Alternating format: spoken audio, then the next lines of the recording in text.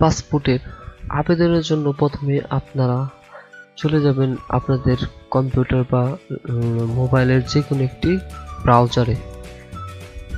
এরপর আপনারা সার্চ বারে সার্চ করবেন ই পাসপোর্ট বিডি লিখে এন্টার করবেন। করার পরে যে প্রথমে যে দেখতে পাচ্ছেন www.epassport.gov.bt এই ওয়েবসাইটে ক্লিক করবেন। ক্লিক করার পরে আপনার ওয়েবসাইটে প্রবেশ করা হবে। এরপর আপনি এখান থেকে দেখতে পাচ্ছেন আপনি যেহেতু নতুন এই ওয়েবসাইটে, তো তার জন্য আপনাকে একটি অ্যাকাউন্ট করে নিতে হবে। তো অ্যাকাউন্ট করার জন্য প্রথমে অ্যাপ্লাই অনলাইনে ক্লিক করবেন। ক্লিক করার পর যদি আপনি বাংলাদেশে হন তাহলে ইয়েস, আর যদি অন্য দেশে হন তাহলে নো দিবেন। তো আমি বাংলাদেশি ইয়েস দিলাম। এরপর আপনার ডিস্ট্রিক্টটি সিলেক্ট করে দেবেন। তো আমার ডিস্ট্রিক্ট মানিকগঞ্জ, আমি মানিকগঞ্জ দিলাম। এরপর আপনার থানাটি সিলেক্ট করে দেবেন। এরপর আপনার নিচে দেখতে পাবেন যে আপনার এই থানায় আপনার পাসপোর্ট অফিসটা কোন জায়গায়, তো ওইটা আপনি দেখতে পারবেন। তো আমারটা যখন মানিকগঞ্জ, তো আমি মানিকগঞ্জ দেখতে পাচ্ছি। তো এরপরে কন্টিনিউ বাটনে ক্লিক করবেন। ক্লিক করার পরে আপনার যে সচল একটি ইমেল আইডি আছে, তো ওই ইমেল আইডিতে দিয়ে দেবেন। আমি একটি ইমেল আইডি দিয়ে দেবো।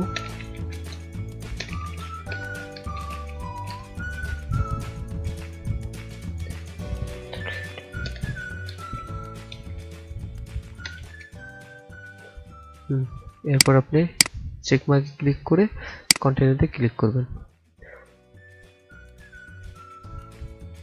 তো ক্লিক করার পরে আপনার চলে আসবে এখানে। এরপর এখান থেকে আপনি যে কোনো একটি পাসওয়ার্ড দিয়ে দিবেন। রিপিট পাসওয়ার্ডটি দিয়ে দিবেন। সরি, এটা আপনার একটি লেটার দিবেন, ক্যাপিটাল লেটার একটি লেটার, তারপর স্মল লেটার দিবেন। দেওয়ার পরে আপনি একটি সংখ্যা দিবেন, সেম রিপিট পাসওয়ার্ডে দিবেন।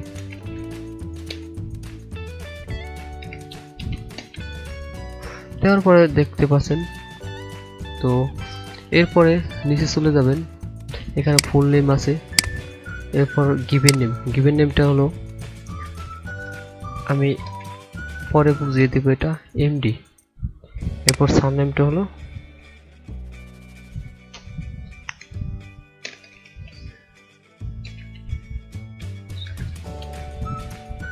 তো আমি আমার নাম দিয়ে দেখাচ্ছি। এরপর একটি ফোন নাম্বার দিবেন।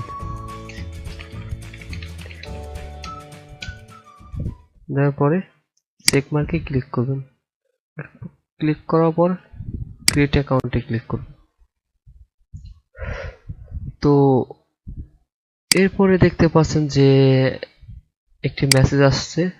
তো এটা আপনার এই অ্যাকাউন্টটি অ্যাক্টিভ করার জন্য আপনার ইমেইলে একটি মেল চলে যাবে। তো মেলটি লগ ইন করবেন। তো আমি মেলটি লগ ইন করে আপনাদের দেখাই।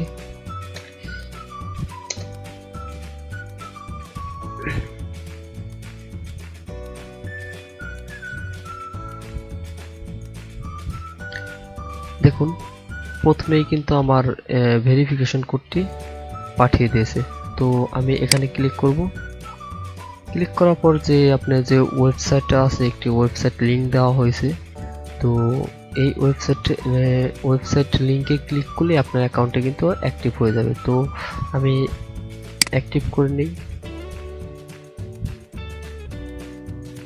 দেখুন, আপনার 4 স্টেপটি কিন্তু সাকসেস হয়েছে।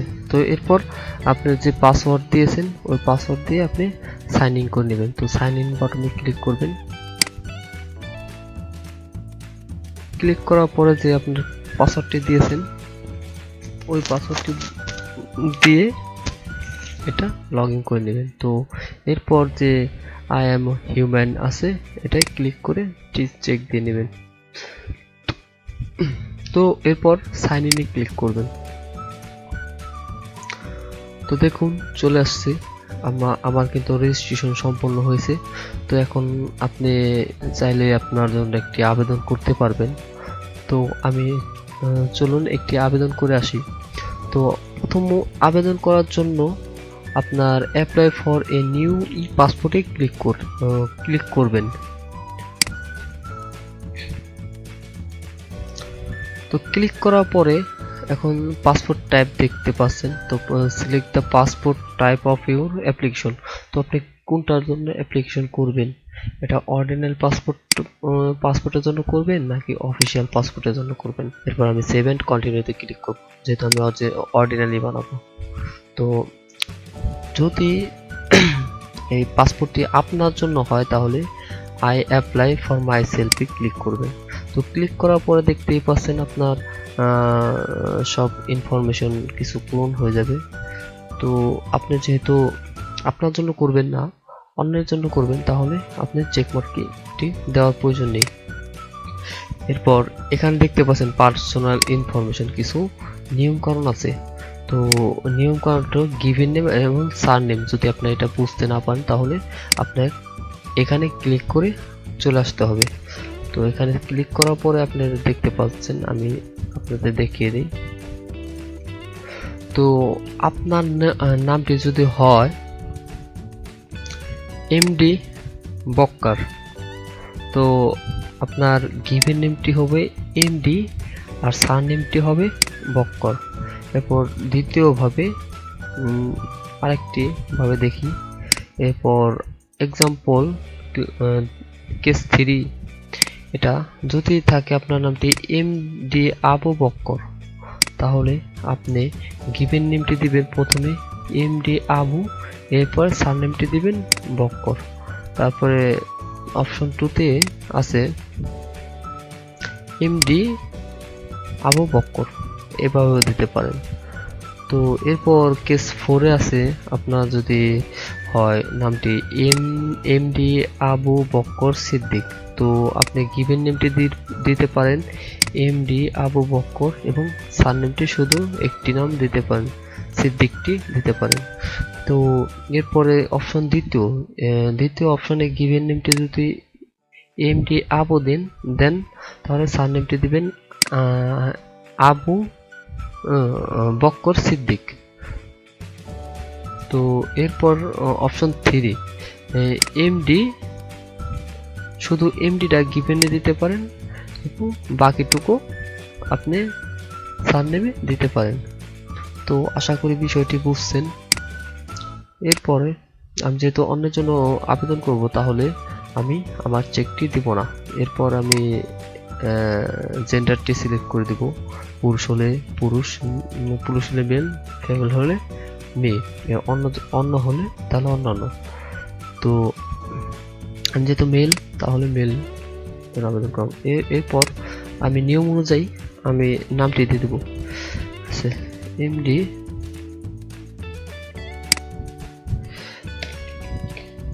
হাসমত।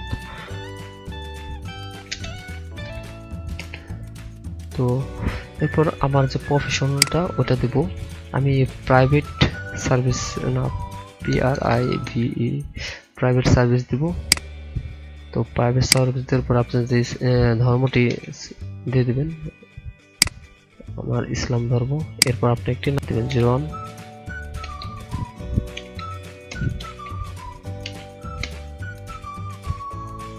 সরি এটা দেব না।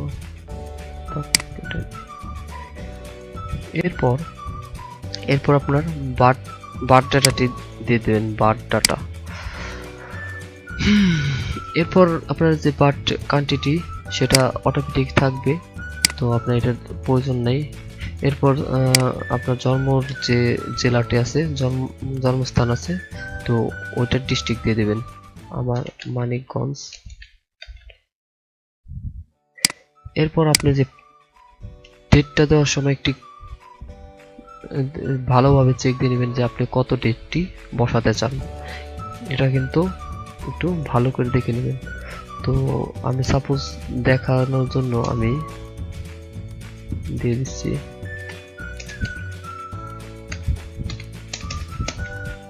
আচ্ছা 3/5/2000 দিয়ে দিলাম। এরপর যে আপনার সিটিজেনশিপ, তো আপনি এই সিটিজেনশিপ কি আপনাকে জন্মগতভাবে, তো তার জন্য আপনি বাই বার্থ দিবেন। বাই বার্থ দেওয়ার পরে আপনার সেভ এন্ড কন্টিনিউতে ক্লিক করবেন। ক্লিক করার পর দেখুন অ্যাড্রেসে ওই ধাপ শেষ, এখন পরের ধাপে চলে আসছে। এখন অ্যাড্রেসে আপনার ডিস্ট্রিক্টটি পার্মানেন্ট ডিস্ট্রিক্টটি দিয়ে দিবেন। তো পার্মানেন্ট ডিস্ট্রিক্ট আমি দিয়ে দিই। এরপর আপনার যে ভিলেজ নাম, ভিলেজটি আছে ওটা দিতে পারেন, অথবা সিটিও দিতে পারেন। আমি ঢাকা দিই, ঢাকা। ব্লক যদি থাকে যারা, ব্লকটি দিয়ে দিবেন। পোস্ট অফিস দিয়ে দিবেন।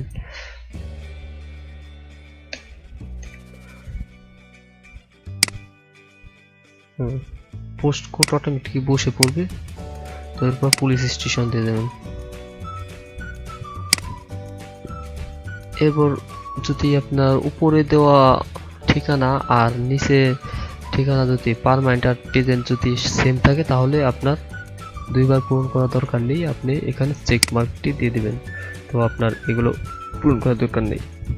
আর যদি আপনার যদি দুইটা ভিন্ন হয়, তাহলে চেক মার্কটি উঠিয়ে দিয়ে বাকিটি পূরণ করে দিবেন। তো আমার যেহেতু এক, তার জন্য আর দেখাবো না, এটা চেক মার্ক দিয়ে দিলাম।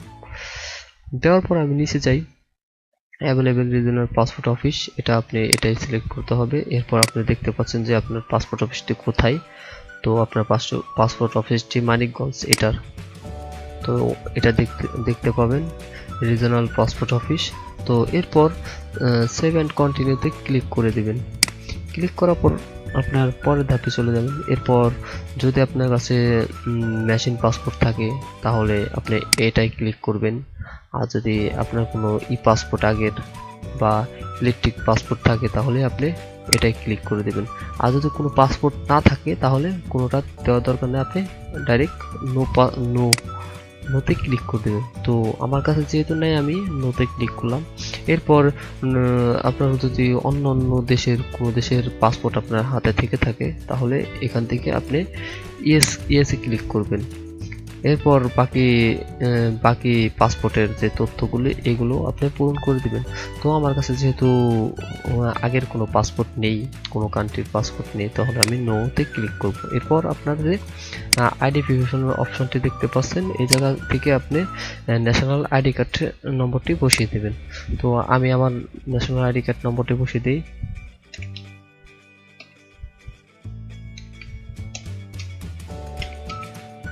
এরপর সেভ এন্ড কন্টিনিউতে ক্লিক করে দেবেন।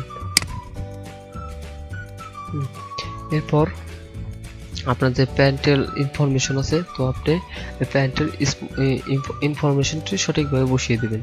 তো বসানোর জন্য আপনার যদি ফাদার্স ইনফরমেশন জানা থাকে, না জানা থাকে, তাহলে আননোন দিয়ে দেবে, ফাদার্স নেমটি বসিয়ে দেবেন। অবশ্যই এই ডটটি দিবেন না, এটা দিলে পরবর্তীতে আপনার সমস্যা হতে পারে। তো এটা ছাড়া আপনারা আপনার নাম ঠিকানা সব লিখে নেবেন।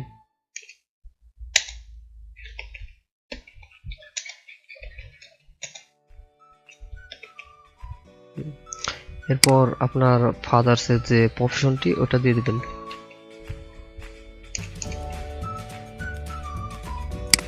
এরপর আপনার ফাদার্সের ন্যাশনালিটি দিবেন। এরপর আপনার ফাদার্সের যে ন্যাশনাল আইডি কার্ডটি, ওটা দিয়ে দেবেন। আমার দেওয়া দরকার নেই, কারণ আছে।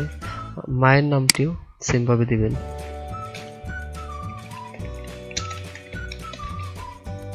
এরপর মায়ের প্রফেশনটা দিবেন, হাউস ওয়াইফ দিবেন।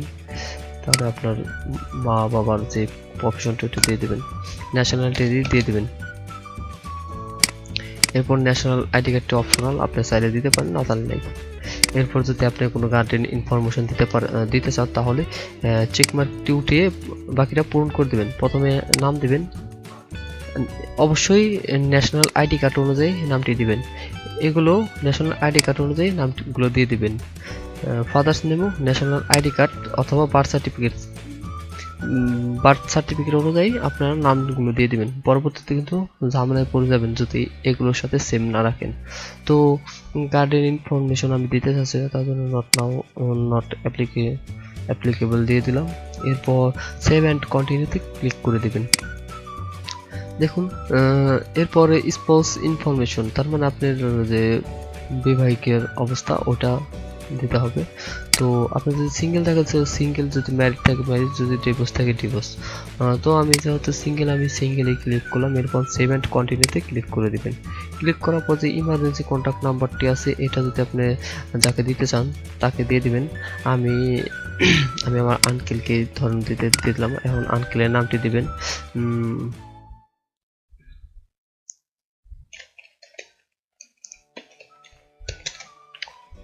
সাপোজ আমি দিয়ে দিলাম একজন। এরপর আপনার আঙ্কেলের যে এটা আছে ন্যাশনাল কান্ট্রিটা আছে ওটা অটোমেটিক থাকবে। এরপর আপনার ডিস্ট্রিক্টটি বসিয়ে দেবেন, আপনার যে আঙ্কেলের যে ডিস্ট্রিক্ট আছে ওটা দিয়ে দেবেন।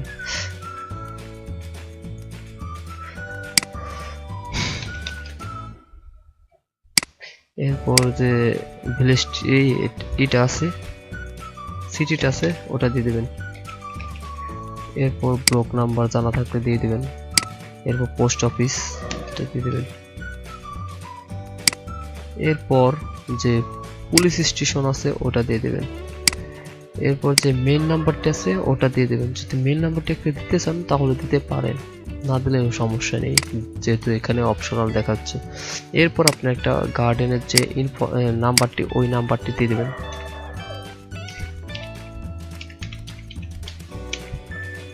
এটা যদি এসএমএস যদি এটা দিতে চান তাহলে এটাই চলে যাবে এসএমএস। তো আমি এটাই দিয়ে দিই। দেওয়ার পর সেভ অ্যান্ড কন্টিনিউতে ক্লিক করে দিবেন। দেখুন সেভ অ্যান্ড কন্টিনিউতে ক্লিক দেওয়ার পরে বর্তমানে আপনি কিন্তু 48 পেজের যে পাসপোর্টটি ওটা কিন্তু বন্ধ আছে। তো এর জন্য আপনার 64 পেজের পাসপোর্টে আবেদন করতে হবে। তো আপনার 64 পেজের দুইভাবে পাসপোর্টটি করতে পারেন। একটা হলো 5 বছরের জন্য 64 পেজ, এটা হলো 10 বছরের জন্য। তো আপনার বছর অনুযায়ী আপনার টাকাটি বাড়বে কমবে। তো আপনি যদি 5 বছরের জন্য করেন তাহলে আপনার টাকা কাটবে, ব্যাংক ড্রাফট করতে হবে 6325 টাকা। এরপর যদি আপনি 64 পেজে 10 বছরের নেন তাহলে 8050 টাকা আপনার ব্যাংক ড্রাফট করতে হবে। তো আমি যেহেতু 10 বছরের করব তাহলে 8000 এত টাকা আমি পেমেন্ট করব। তো এরপর সেভ অ্যান্ড কন্টিনিউতে ক্লিক করবেন। ক্লিক করার পরে যে আপনার যে পাসপোর্টের যে আপনি কি ডেলিভারি টাইপটা কি আপনি নর্মাল নিতে চান নাকি এক্সপ্রেস তাড়াতাড়ি নিতে চান। যদি নর্মাল নিতে নেন তাহলে আপনার টাকা কাটবে 8050 টাকা আপনার ব্যাংক ড্রাফট করতে হবে। আর যদি এক্সপ্রেস ডেলিভারিতে নেন তাহলে 10350 টাকা আপনার ব্যাংক ড্রাফট করতে হবে। তো আমার যেহেতু নর্মালটাই দরকার তাহলে আমি এখানে ক্লিক করব। ক্লিক করার পরে সেভ অ্যান্ড কন্টিনিউতে ক্লিক করে দেব। এরপর দেখুন আমার সকল ইনফরমেশন শো করছে। তো সকল ইনফরমেশন ভালোভাবে চেক দিবেন। চেক দেওয়ার পরে আপনারা সাবমিট করবেন, অন্যথায় কোনো ভুল হলে কিন্তু পরবর্তীতে আপনার সমস্যা হয়ে যাবে এটার জন্য। এখন আমি কনফার্ম করে দেব। তো কনফার্ম করে সাবমিট করে দেব। তো দেখুন আমার এটি কিন্তু সাবমিট হয়ে গেছে। এরপর আপনার এই চালানটি আপনি এই ব্যাংক ড্রাফটটি কোন ব্যাংকে করতে পারবেন তো এটা এখানে দিয়ে দিয়েছে তারা। দেখুন প্রথমে কিন্তু আপনার ব্যাংক এশিয়াতে করতে পারবেন এই চালানটি। তারপর ঢাকা ব্যাংকে করতে পারবেন, অন ব্যাংকে করতে পারবেন, প্রিমিয়ার ব্যাংকে করতে পারবেন, সোনালী ব্যাংকে করতে পারবেন, ট্রাস্ট ব্যাংকে করতে পারবেন। ঠিক আছে। তো এরপর আপনারা কি করবেন, কন্টিনিউতে ক্লিক করে দেবেন। ক্লিক করার পরে যে দেখতেই পাচ্ছেন যে অ্যাপ্লিকেশনটি, এখান থেকে আপনি অ্যাপ্লিকেশন ফর্মটি ডাউনলোড করবেন অপশনাল। এটা সাথে নিতে পারেন, নাও নিতে পারেন। এরপর সাথে আপনি কি নিয়ে যাবেন, সাথে আপনি প্রিন্ট অ্যাপ্লিকেশন সামারিটি নিয়ে যাবেন। এরপর আইডেন্টিফিকেশন ডকুমেন্ট, যদি আপনার কাছে বার্থ সার্টিফিকেট থাকে তো বার্থ সার্টিফিকেট সহ এনআইডিও নিয়ে যাবেন। এরপর আপনি যে ব্যাংক ড্রাফটের যে স্লিপটি ওটা নিয়ে যাবেন এবং আগের যদি কোনো পাসপোর্ট থেকে থাকে তাহলে আপনার আগের পাসপোর্টের একটি রঙিন ফটোকপি নিয়ে যাবেন। এরপর যদি গভর্নমেন্টের আপনার কোনো কাগজপাতি থাকে, চাকরি বাকরি ছাড়পত্র থাকে, ওই ছাড়পত্র নিয়ে যাবেন। এরপর ফার্দার আদার্স অন্য কোনো থাকলে ওটাও নিয়ে যাবেন। তো এরপর আপনার প্রিন্ট সামারিতে ক্লিক করে দেবেন।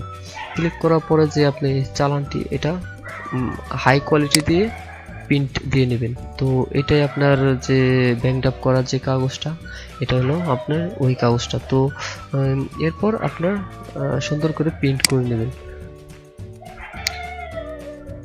তো আজকে এটাই ছিল। তো আশা করি ভালো বুঝছেন। তো কোনো জায়গা না বুঝলে আমাকে SMS করবেন, তো আমি বুঝিয়ে দেওয়ার চেষ্টা করব। ধন্যবাদ সবাইকে, ভালো থাকবেন। ভিডিওটিতে একটি লাইক করবেন।